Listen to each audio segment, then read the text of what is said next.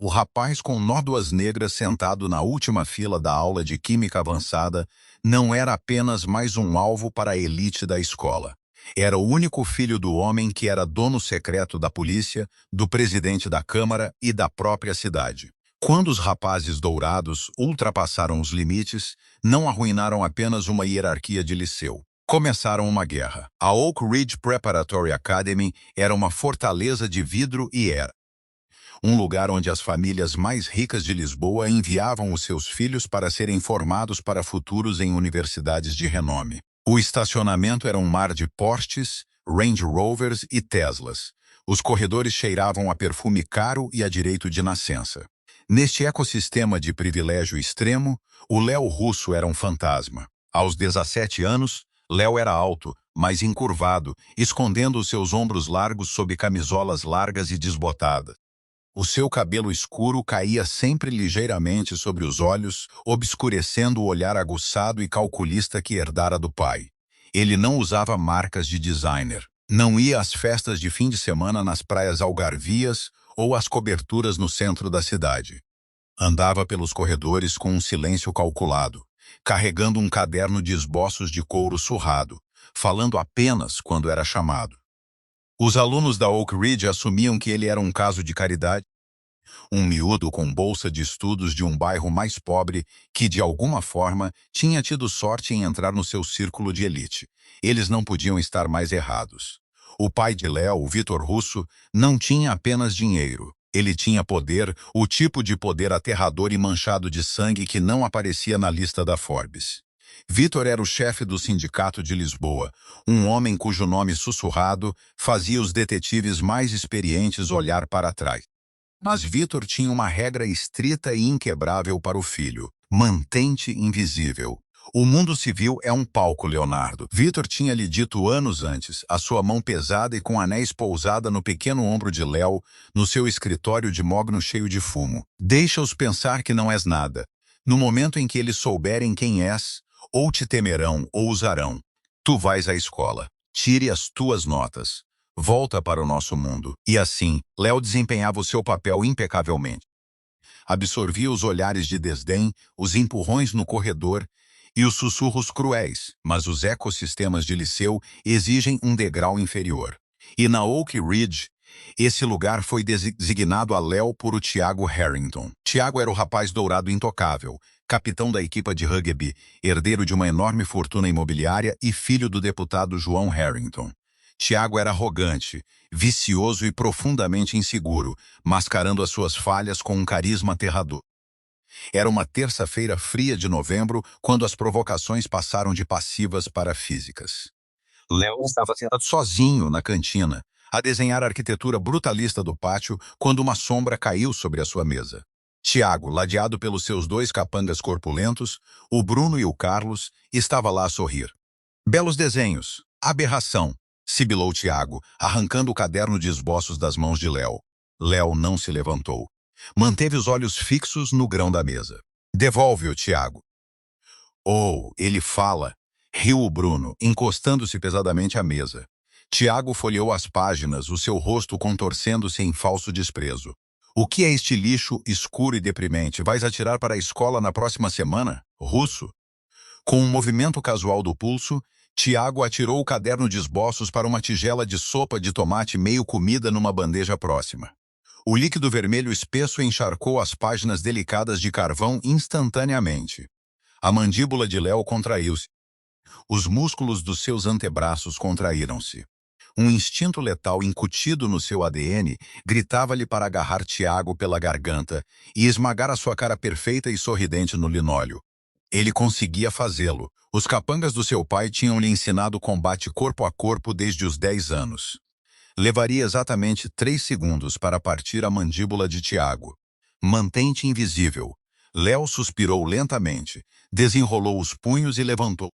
Mergulhou a mão na sopa, tirou o livro encharcado e pingando e foi-se embora sem dizer uma palavra, deixando Tiago e os seus amigos a rir histericamente. Retirou-se para o laboratório vazio de química avançada para se limpar. Estava a correr água fria sobre as mãos na pia quando ouviu uma voz suave atrás de si. Ele é um monstro, sabes? Léo virou-se. Em pé à porta estava Clara Moreira. Clara era tudo o que Léo não devia notar. Era filha do Ricardo Moreira, o procurador-geral de Lisboa. O mesmo homem que tinha passado os últimos 5 anos a tentar meter Vitor Russo atrás das grades. Ela era radiante e bela, com olhos verdes penetrantes e um sorriso gentil e empático que parecia completamente fora de lugar nos corredores implacáveis da Oak Ridge. "Está tudo bem", murmurou Léo, virando-se de volta para a pia. "Não está tudo bem", insistiu Clara, aproximando-se. Puxou um maço de papel de cozinha do dispensador e entregou-lhe. "O Tiago tem sido horrível contigo o semestre todo. Por que não o denuncias?" "A quem?" perguntou Léo secamente, a secar a água cor-de-rosa das mãos. "O diretor joga golfe com o pai dele, é o que é." Clara franziu o sobrolho, seus olhos descendo para suas mãos. Ela notou os calos nos seus nós dos dedos. As cicatrizes tênues e desbotadas que falavam de uma vida mais dura do que a que ele projetava. "Não devias deixá-lo tratar-te assim. Tu não mereces isso." Léo olhou para ela. Verdadeiramente olhou para ela pela primeira vez. Não havia pena nos seus olhos, apenas uma frustração genuína e feroz em seu nome. Algo mudou no seu peito, um palpitar perigoso e quente. "Obrigado pelas toalhas, Clara", disse ele suavemente, oferecendo um raro e tênue sorriso. A partir daquela tarde, formou-se uma órbita não dita entre eles. Começaram a fazer dupla em química. Encontraram-se sentados em mesas adjacentes na biblioteca. Clara dava-lhe notas dobradas como origami na aula de história militar. Léo desenhava rapidamente belos esboços dela quando ela não estava a olhar. Para Léo, Clara tornou-se uma lasca de sol numa vida dividida entre a miséria do liceu e as sombras da máfia. Ele sabia que era perigoso. Se o seu pai soubesse que ele estava a falar com a filha do procurador, o inferno desabaria. Se o procurador soubesse que a sua filha estava a falar com um russo, ele retirá-la-ia imediatamente da escola. Mas pela primeira vez na sua vida, Léo não queria ser invisível. Queria ser visto por ela. Em fevereiro, o inverno brutal de Lisboa instalara-se e o bullying na Oak Ridge tinha escalado. Tiago Harrington não era idiota. Ele estava hiperconsciente das dinâmicas sociais do seu reino e tinha notado a intimidade silenciosa que crescia entre Clara e Léo. Tiago considerava Clara sua propriedade desde o 2º ano, apesar das suas repetidas rejeições das suas investidas. Vê-la rir de algo que o rapaz com bolsa lhe sussurrou no ouvido levou Tiago a uma fúria venenosa. A retaliação foi metódica. Primeiro, foi a destruição do cacifo de Léo. Léo chegou na segunda-feira para descobrir o seu cadeado de combinação partido e os seus livros de texto encharcados em lixívia. Depois vieram os acidentes físicos. Um pé que o fez tropeçar nas escadas que enviou Léo a cair um meio-lance, magoando as suas costelas. Uma bola de rugby atirada com precisão milimétrica à parte de trás da sua cabeça durante a aula de educação física. Léo suportou tudo em silêncio de pedra. Curou as suas feridas nos lavabos da escola, escondendo os nódoas negras sob as suas camisolas grossas, antes do seu SUV blindado o ir buscar no final do dia. Mas a crueldade de Tiago atingiu o pico 2 semanas antes do baile de primavera. Era sexta-feira à tarde. A escola estava quase vazia. O sol de inverno a desvanecer-se projetava longas sombras esqueléticas pelas janelas do corredor. Léo estava a arrumar a sua mochila no vestiário depois de uma sessão de ginástica de recuperação obrigatória. As pesadas portas de metal abriram-se e a fechadura clicou. Léo não precisou de se virar. Podia ouvir os passos pesados. Tiago, Bruno e um aluno do 2º ano chamado Pedro rodearam-no, bloqueando o estreito corredor entre os cacifos. "Para onde te apressas, Russo?" perguntou Tiago, girando um cadeado nos seus dedos. "Tens um encontro quente com a Clara?" Léo fechou o fecho da sua mochila, mantendo o rosto totalmente vazio. "Sai do caminho, Tiago." "Ou o quê?" rosnou Bruno, empurrando Léo com força no peito. Léo cambaleou para trás, a sua coluna a bater nos cacifos de metal com um estrondo alto. "Achaste que eras tão esperto?" sibilou Tiago, invadindo o espaço pessoal de Léo. O cheiro à colônia cara e à pastilha elástica de menta era sufocante. "Achaste que porque ela tem pena de ti, tu realmente tens uma hipótese? Tu és um cão vadio, Russo. Não pertences aqui." Tiago estendeu a mão e agarrou a corrente de prata que Léo usava ao pescoço. Era um crucifixo pesado e intrincado, a única peça da sua vida real que usava, dada a ele pela sua falecida mãe.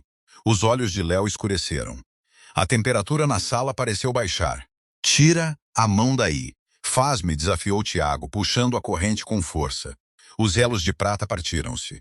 Antes que Léo pudesse processar a desrespeito pela memória da sua mãe, o instinto de sobrevivência assumiu o controle. Sem pensar, a mão de Léo disparou, os seus dedos agarrando a garganta de Tiago com uma velocidade aterradora. Ele esmagou o rapaz dourado contra os cacifos opostos. O metal cedeu sob o impacto. Tiago engasgou-se, os seus olhos arregalados de choque enquanto olhava para a frieza subitamente assassina nos olhos do rapaz silencioso. Por uma fração de segundo, o predador foi libertado. Mas então Bruno e Pedro moveram-se. Uma pesada mala de desporto atingiu o lado da cabeça de Léo, cegando-o com um clarão de luz branca. O seu aperto em Tiago afrouxou e os 3 rapazes desceram sobre ele. Deram-lhe pontapés nas costelas, socos na mandíbula e deixaram-no a sangrar no chão frio de azulejo. Tiago ficou sobre ele, a endireitar a gravata.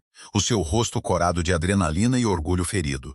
Cuspiu no chão perto do rosto de Léo. "Sabe o teu lugar, lixo", sibilou Tiago, antes de deitar o crucifixo partido para uma lata de lixo próxima.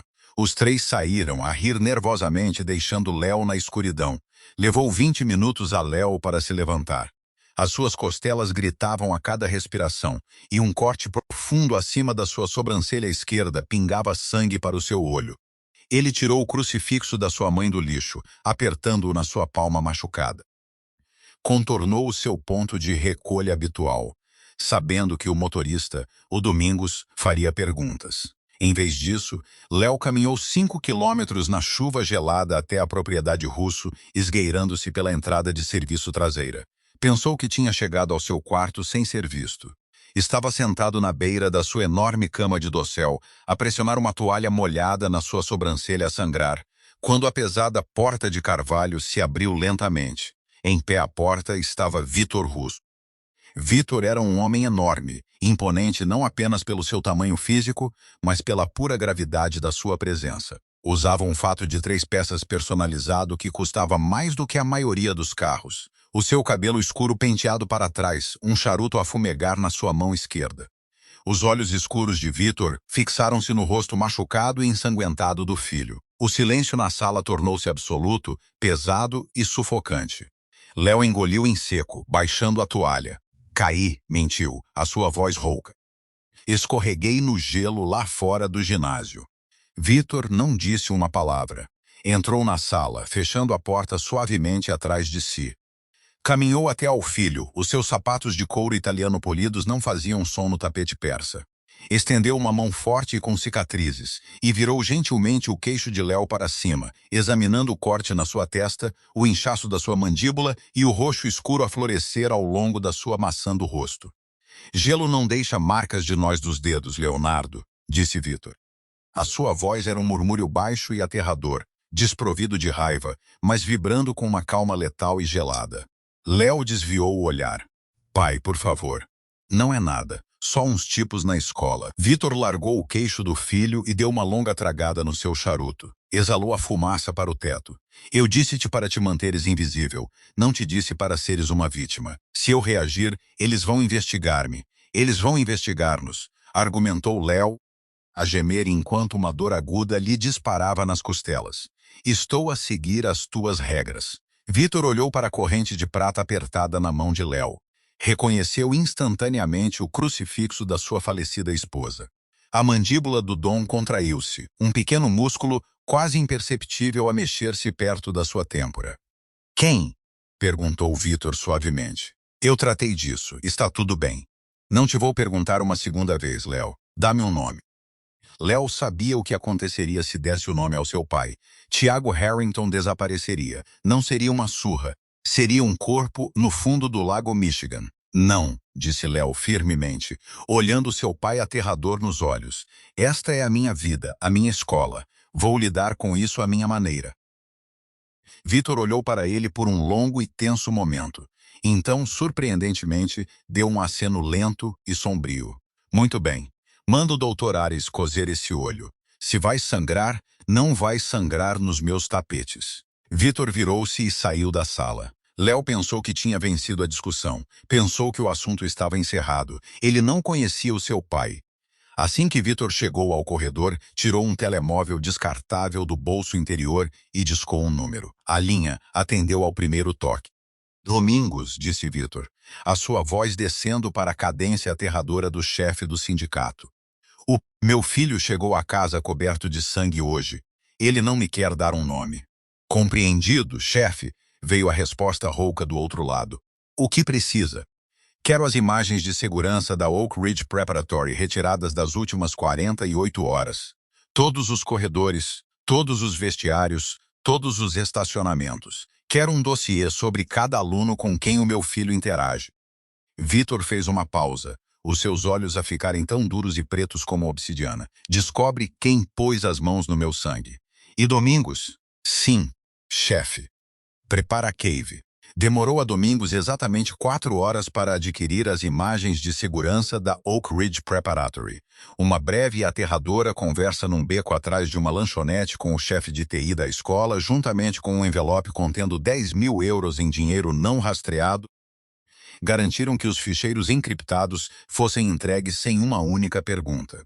Na cave subterrânea insonorizada da propriedade russo, Vitor sentou-se numa poltrona de couro a olhar para um monitor enorme. O brilho do ecrã lançava sombras duras sobre as suas feições marcadas e vincadas. Domingos permaneceu em silêncio atrás dele, os braços cruzados sobre o seu fato sob medida. No ecrã, o ataque ao vestiário desdobrava-se em alta definição. Vitor observou os 3 rapazes encurralarem o seu filho. Observou Tiago Harrington empurrar Léo. Observou o crucifixo de prata partir-se. E observou a brutal e covarde surra que se seguiu. A expressão de Vitor nunca mudou. Ele não gritou. Ele não praguejou. Mas o silêncio na sala tornou-se tão denso que parecia que a pressão do ar estava a descer. O líder. Vitor finalmente falou, a sua voz mal um sussurro. Quem é ele? Domingos aproximou-se, tocando num tablet. Tiago Harrington, 18 anos, capitão da equipa de rugby. O pai dele é o deputado João Harrington. Os olhos de Vitor estreitaram-se ligeiramente. O deputado Harrington. Sim, chefe. O mesmo deputado a pressionar o projeto de requalificação da Frente Ribeirinha, aquele que tenta expulsar os nossos contratos sindicais dos cais da Southside. Domingos hesitou, depois mudou para outro ficheiro. Há algo mais que precisas de ver. De mais cedo esta semana. O vídeo mudou para a cantina da escola e depois para o laboratório de química. Vitor observou seu filho a interagir com uma rapariga loira de olhos verdes penetrantes. Viu o sorriso raro e genuíno no rosto de Léo. Clara Moreira, afirmou Domingos cuidadosamente. Filha do Ricardo Moreira, o procurador-geral. Vitor recostou-se na cadeira, um sorriso frio e predatório a tocar lentamente os cantos da sua boca. O tabuleiro de xadrez estava subitamente a brilhar com linhas de néon de vulnerabilidade. O procurador, que jurara desmantelar o Sindicato de Lisboa, e o deputado a tentar roubar o seu território. Ambos os seus filhos estavam profundamente envolvidos com o único herdeiro do Império Russo. Domingos, murmurou Vitor, sem tirar os olhos da imagem congelada do rosto sorridente de Tiago Harrington. Cancela as minhas reuniões para o resto da semana. Reúne os registros financeiros do deputado Harrington. Cada conta offshore, cada dívida de jogo, cada amante. E prepara um fato para o Leonardo. O rapaz vai a um baile. Na segunda-feira seguinte, Léo regressou a Oak Ridge. Usava a sua habitual camisola larga, mas não conseguia esconder as nódoas roxas escuras ao longo da sua mandíbula ou a linha limpa de pontos pretos acima do seu olho. Enquanto descia o corredor principal, os murmúrios seguiam-no como um enxame de abelhas. Tiago e a sua equipa estavam a preguiçar junto ao bebedouro. Quando Tiago viu Léo, sorriu, erguendo um copo invisível num brinde zombeteiro. Ele pensou que tinha quebrado o rapaz silencioso. Ele pensou que tinha vencido. Léo ignorou-o, caminhando diretamente para o seu cacifo. Antes que pudesse sequer abri-lo, uma mão suave tocou-lhe o braço. Era Clara. Os seus olhos arregalaram-se de horror ao ver o seu rosto espancado. Oh, meu Deus, Léo! Ofegou ela, a sua voz a tremer. Ela estendeu a mão, os seus dedos a roçar o lado ileso da sua bochecha. Quem te fez isto? Foi o Tiago. Não importa, disse Léo suavemente, olhando para baixo para ela. Estou bem, Clara. Importa-se, retrucou ela, lágrimas de frustração brilhando nos seus olhos verdes. Não podes continuar a deixá-lo safar-se disto. Por favor, deixa-me falar com meu pai. Ele é o procurador. Ele pode pedir à polícia para investigar o Tiago. A agressão é um crime, Léo. Léo sentiu um pico agudo de pânico. Não, absolutamente não. Mantenha o teu pai fora disto, Clara. Quero dizer mesmo. Ela olhou para ele, magoada e confusa com a sua intensidade repentina. Porque o estás a proteger? Não estou a proteger o Tiago, disse Léo suavemente, aproximando-se tanto que só ela o pudesse ouvir. Estou a proteger-te, confia em mim, deixa para lá. Ela não queria deixar para lá, mas a vulnerabilidade nos seus olhos parou-a. Respirou fundo, recompondo-se. Tudo bem, mas não te deixo mais sozinho com ele. O baile de primavera é este sábado. Vens comigo. Léo piscou, surpreendido. Clara, eu não vou a bailes, especialmente não no Drake Hotel. Não é o meu ambiente. Pena, disse ela, uma determinação ardente a substituir as suas lágrimas. Tu és o meu par. Busca-me 7-0. Quando Léo contou ao pai sobre o baile, esperando uma palestra sobre manter um perfil baixo, Vitor simplesmente acenou com a cabeça. Um homem deve sempre escoltar uma mulher bonita quando convidado, Leonardo. Vamos garantir que tenhas o aspecto adequado. Léo não fazia ideia de que o seu pai já estava 3 passos à frente, orquestrando uma aula magna em guerra psicológica. O baile de primavera realizou-se na lendária Gold Coast Room no Drake Hotel, um farol histórico de luxo de Lisboa com vista para o Lago Michigan. O salão estava a pingar com lustres de cristal, cheio das filhas e filhos da elite da cidade, vestidos com milhares de euros de seda e veludo. Quando Léo chegou, todo o salão pareceu prender a respiração. Ele tinha descartado as camisolas desbotadas e a postura encurvada.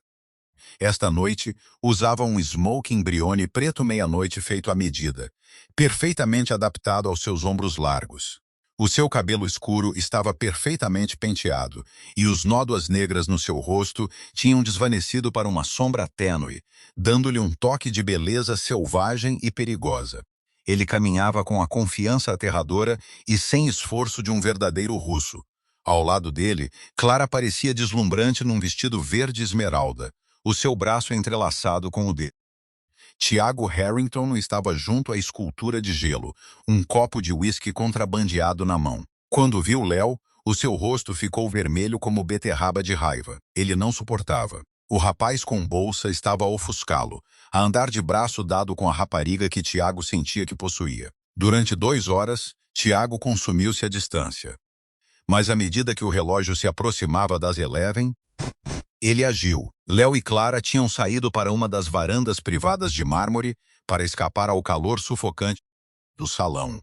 E estavam a rir de uma piada que Léo tinha feito, a centímetros de distância, quando as pesadas portas de vidro se fecharam com estrondo. Tiago estava lá, ladeado por Bruno e Pedro. Ele trancou a porta da varanda atrás de si, prendendo Léo e Clara do lado de fora, no ar frio da noite. Belo fato, russo, disse Tiago, as suas palavras pesadas de álcool e malevolência. Alugaste-o ou roubaste-o? Clara deu um passo em frente, os seus olhos ardendo. Deixa-nos em paz, Tiago. Estás bêbado. Vou chamar a segurança. Cala-te, Clara, sibilou Tiago, apontando um dedo trêmulo para ela. Estás a envergonhar-te. Tu és a filha do procurador e estás a rebaixar-te com lixo de rua. Ele voltou o seu olhar venenoso para Léo. Eu avisei-te para ficares longe dela, não avisei? Esqueceste-te do que aconteceu no vestiário? Eu posso voltar a partir-te, aqui mesmo. Léo não vacilou. Lentamente, colocou-se à frente de Clara, protegendo-a. Olhou para Tiago, não com medo, mas com uma piedade gelada e oca. Tu não sabes o que estás a fazer, Tiago, disse Léo, a sua voz aterradoramente calma. Vai embora. Este é o teu único aviso. Tiago riu amargamente, metendo a mão no seu paletó do smoking. Achaste que eras duro? Achaste... Antes que Tiago pudesse terminar a sua frase, as pesadas portas de vidro da varanda não se abriram apenas. Elas estilharam-se. A pesada fechadura com pega de latão foi arrancada por um tiro abafado, o som abafado pela música lá dentro. Tiago, Bruno e Pedro gritaram, largando-se no chão de mármore em terror. Quem atravessou o vidro estilhaçado não foi a segurança do hotel, foi Domingos, ladeado por 3 homens em fatos escuros, as mãos casualmente nos bolsos interiores. E atrás deles, entrando no ar frio da noite com a presença régia e aterradora de um predador de topo, estava Vitor Russo. A música lá dentro do salão parou abruptamente. O silêncio repentino era ensurdecedor. Vitor ignorou os 3 rapazes encolhidos no chão. Olhou para o seu filho, oferecendo um aceno brusco, depois olhou para Clara. Senhorita Montgomery, está linda esta noite. As minhas desculpas pela interrupção. Clara estava paralisada, a reconhecer o notório chefe da máfia dos ficheiros no secretária do seu pai em casa. Olhou de Vitor para Léo, a sua mente a girar à medida que as peças horríveis e impossíveis se encaixavam. Pai? Suspirou Léo, apertando a ponte do nariz. Eu disse-te que tinha isto. Tinhas, Leonardo, concordou Vitor suavemente, mas decidi interessar-me pelas tuas atividades extracurriculares. Do interior do salão, uma voz em pânico quebrou o silêncio. Tiago, o que se passa aqui fora? O deputado João Harrington saiu para a varanda, rodeado por 2 seguranças em pânico. Mas no momento em que o deputado viu Vitor Russo ali em pé, o sangue desapareceu completamente do seu rosto. Os seus joelhos cederam visivelmente. Vi, Vitor, gaguejou o deputado, o seu fanfarronismo político a evaporar-se instantaneamente. Thomas, respondeu Vitor, a sua voz um ronronar baixo e letal. Ele tirou uma grossa pasta de manila do seu casaco e atirou-a para o chão perto dos sapatos polidos do deputado. Acredito que deixou cair algo. As escrituras dos seus bens offshore nas Caimans, as fotos daquele quarto de hotel em Las Vegas e o livro-razão dos 3 milhões de euros que deve aos meus associados em Gibsons. O deputado olhou para a pasta como se fosse uma granada ativa. Vitor aproximou-se do político aterrorizado, dominando o seu espaço pessoal. Não me importo com a tua política, Thomas, mas o teu filho pôs as mãos no meu sangue. Ele partiu o crucifixo da minha falecida esposa. Ele fez sangrar o herdeiro do sindicato. Tiago, ainda de joelhos, olhou para cima, o seu rosto pálido de horror absoluto e paralisante. O herdeiro, o rapaz com bolsa, o rapaz silencioso que ele andava a espancar há meses, era filho de Vitor Russo. Por favor, engasgou o deputado Harrington, lágrimas a brotar nos seus olhos. Vitor, eu não sabia. Ele não sabia. Eu dou-te a frente, Ribeirinha. Eu afasto-me dos contratos sindicais. O que quiseres. Não o magoes. Vitor olhou para Tiago como se fosse uma barata. Eu não mato crianças, Thomas, mas até segunda de manhã o teu filho estará matriculado numa escola militar interna na Suíça. Se alguma vez puser o pé em Lisboa novamente, se alguma vez olhar na direção do meu filho ou da senhorita Montgomery novamente, eles nunca encontrarão o corpo dele. Sim, soluçou o deputado, largando-se de joelhos ao lado do seu filho a tremer. Sim, compreendido. Vitor virou o olhar para Clara que tremia, a sua mão ainda firmemente apertada na de Léo. O seu pai é um homem justo, senhorita Montgomery, disse Vitor suavemente. Diga ao procurador que Vitor Russo envia suas saudações e diga-lhe que enquanto estiver com o meu filho, nenhum mal jamais virá à sua família. Com um último olhar prolongado para Léo, Vitor ajustou os punhos, virou-se e caminhou de volta pelas portas estilhaçadas, os seus homens a desaparecerem como fantasmas na noite de Lisboa. A varanda estava morta em silêncio, exceto pelos soluços patéticos de Tiago Harrington. Léo virou-se para Clara. Ele esperava que ela fugisse. Ele esperava que a filha do procurador fugisse do monstro que ele realmente era. Mas Clara não fugiu. Ela olhou para Tiago, quebrado e patético no chão, e depois olhou para Léo. As suas mãos pararam de tremer. Ela apertou seus dedos, puxando-o ligeiramente para mais perto. Então, sussurrou ela, uma faísca feroz e inquebrável nos seus olhos verdes. Tu não és um miúdo com bolsa de estudos. Léo ofereceu um sorriso lento e genuíno, envolvendo o braço à volta da sua cintura. Não, Clara, não sou. O rapaz invisível da Oak Ridge desapareceu para sempre, e enquanto eles caminhavam de volta para o salão, deixando para trás as ruínas da dinastia Harrington, a cidade de Lisboa curvou-se silenciosamente ao seu novo príncipe. Que final explosivo! O rapaz silencioso não foi apenas um sobrevivente. Ele era a realeza nas sombras. Da brutal intimidação no liceu a uma aula magna de vingança da máfia. A história de Léo e Clara prova que o verdadeiro poder nunca tem que gritar. Se este intenso drama de máfia te manteve na ponta do teu assento, esmaga esse botão de like. Partilha esta história com os teus amigos que adoram uma reviravolta massiva e subscreve para mais histórias emocionantes inspiradas na vida real.